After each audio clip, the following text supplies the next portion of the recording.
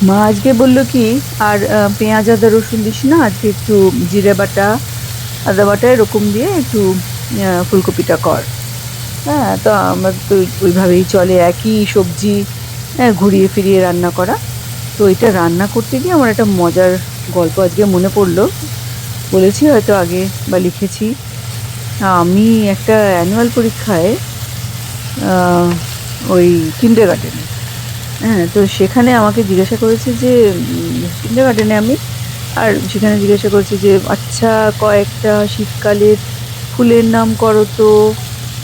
তখন আমি বলেছি নাকি কপি, কপি, কপিতেই হোঁচট খেয়ে গেছি। তো আমরা থাকতাম তখন হালিশহরে, আর বাবার ছিল বিশাল বাগান। হ্যাঁ, হেন ফুল নেই যে হতো না। বা টিচারদের থেকে পরে ব্যাপারটা জেনে আমাকে বাগানে ঘোরাতে ঘোরাতে বলেছিল, হ্যাঁ রে মা, এই যে এত রকমের চন্দ্রমল্লিকা, ডালিয়া, গোলাপ সব তোকে দেখাই, একটা নামও তোর মনে পড়লো না মা, শেষে ফুলকপি। বাবার কথা মনে করতে করতে রান্নাটা শেষ করলাম। তারপরে এক কাপ চা নিয়ে একটু আরাম করে বসলাম। ভালো থাকবেন সকলে।